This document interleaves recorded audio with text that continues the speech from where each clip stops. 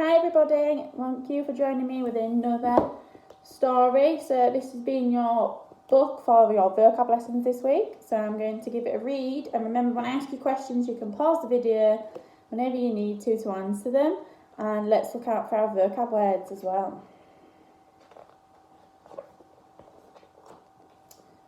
Okay, so we've got the smartest giant in town. George was a giant, the scruffiest giant in town. He always wore the same pair of old brown sandals and the same old patched up gown. I wish I wasn't the scruffiest giant in town, he said sadly. Can you see the first vocab word? Well done if you said the word scruffiest. Can you pause the video and explain what that word means? Right, okay, so let's have a look at poor George. He's feeling very sad, he's not very happy with himself. He said that sadly, so we know he's not feeling too great about himself. What could he do to cheer himself up? So remember, he thinks he's the scruffiest giant. You know, his clothes are worn, dirty, a bit torn, patched up. Doesn't think he looks that great. So pause the video. What could George do to cheer himself up?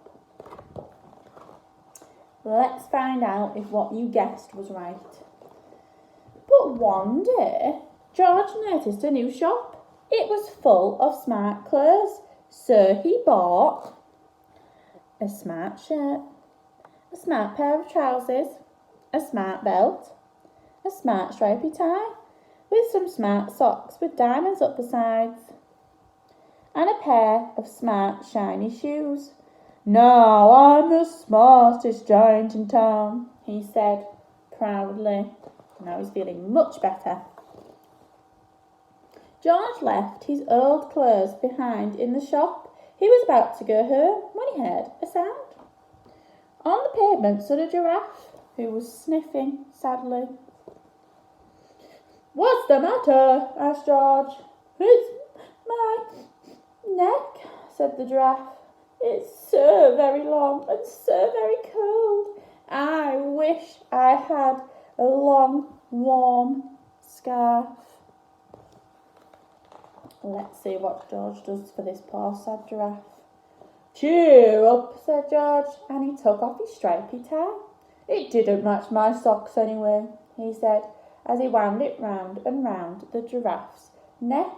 It made a wonderful scarf. Thank you, said the giraffe. As George strode towards home, he sang to himself, My tie's a scarf for a cold giraffe, but look me up and down, I'm the smartest giant in town. Did anybody spot our next vocab word?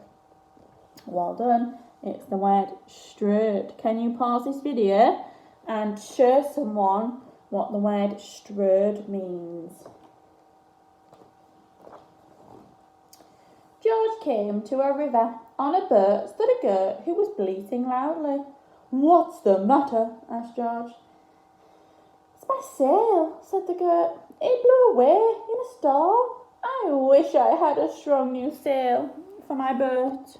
Right, have a look at the picture of the goat.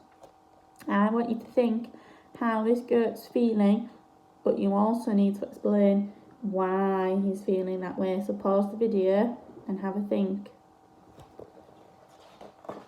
Let's see what George does to cheer up our miserable looking goat.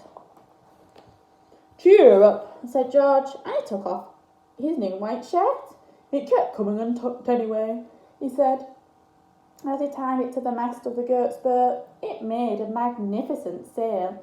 Thank you, said the goat. Did anybody spot our next vocab word? Yeah, it's the word magnificent. Pause the video and explain what that word means to someone at home. George strode on, singing to himself. My tie's a scarf for a cold giraffe, my shirt's on a boat as a sail for a goat, but look me up and down, I'm the smartest giant in town. George came to a tiny, ruined house. Beside the house stood a white mouse with lots of baby mice. They were all squeaking. What's the matter? Asked George. Did anybody spot our last vocab word? Well done, it's the word ruined. Can you pause the video and tell someone at home what the word ruined means? It's our house, squeaked the mother mouse. It's burned down and now we have nowhere to live. I wish we had a nice new house. Right, have a think. So far, George has given his tie away to keep the giraffe warm, and he's given his shirt away to the goat for a new sail. What could George do for these mice, do you think? What is he going to do next? Because he's not thought about himself so far, has he? So what do you think he's going to do for this poor little family? Pause the video and predict what's going to happen next. Right, let's see if your prediction was correct. Cheer up, said George, and he took off one of his shiny shoes. It's giving me blisters anyway, he said. As the mouse and her baby scrambled inside, the shoe made a perfect home for them. Thank you, they squeaked. George had to hop along the road now, but he didn't mind. As he hopped, he sang to himself. Please feel free to join in with a song if you know it now. My tie is a scarf for a cold giraffe. My shirt's on a boat as a sail for a goat. My shoe is a house for a little white mouse.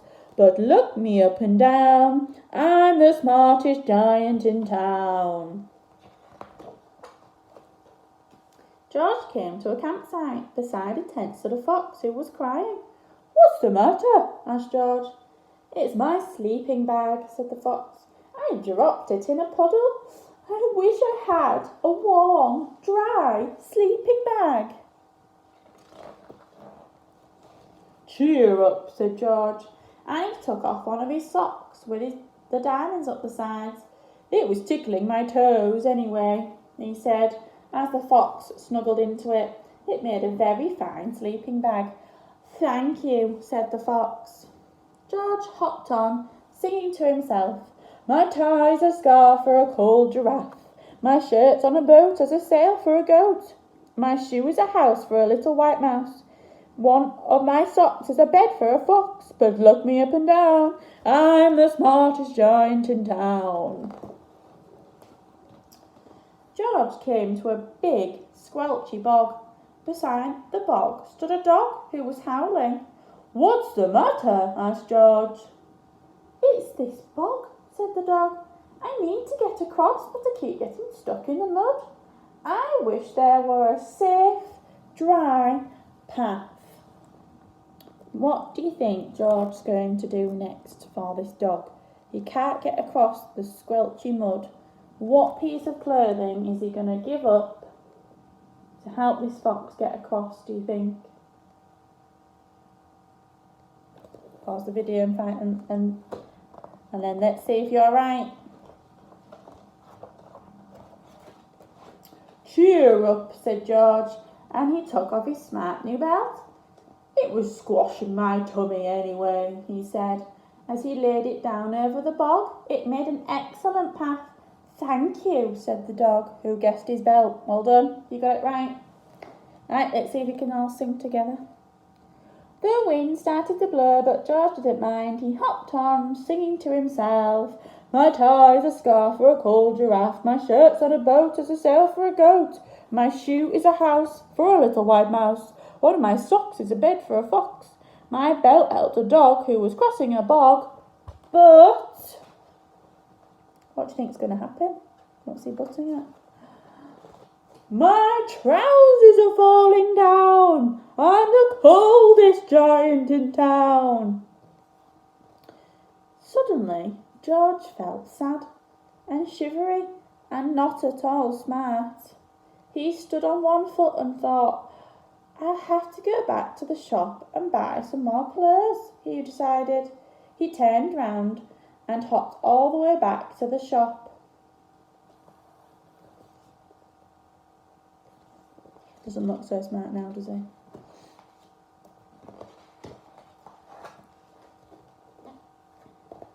Uh-oh. But when he got there, it was closed. What can George do? What would you suggest he should do? He's got no clothes left. Look, his trousers keep falling down. He's cold. He's sad. Oh no, cried George. He sank down onto the doorstep, and a tear ran down his nose. He felt as sad as all the animals he had met on his way home. Then, out of the corner of his eye, he saw a bag with something familiar poking out of the top. George took a closer look. "My gown!" he yelled. "My dear old gown and sandals!" George put them on.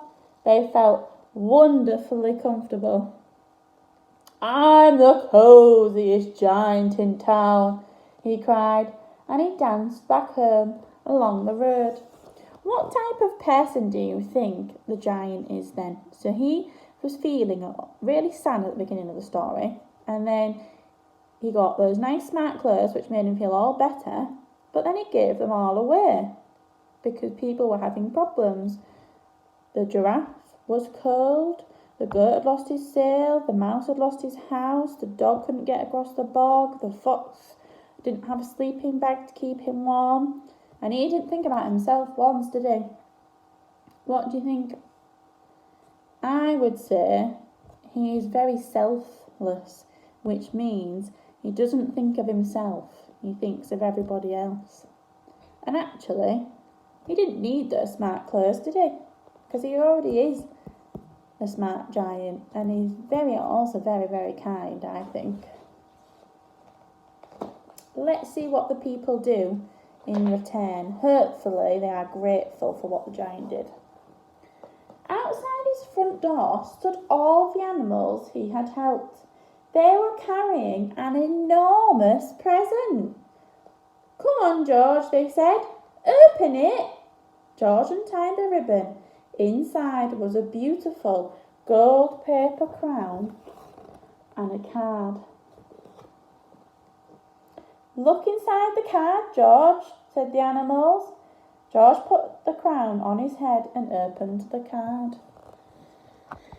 "Your tie is a scarf for a cold giraffe. Your shirt's on a boat as a sail for a goat. Your shoe is a house for a little white mouse.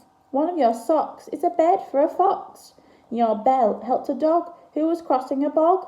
So here is a very fine crown to go with the sandals and gown of the kindest giant in town."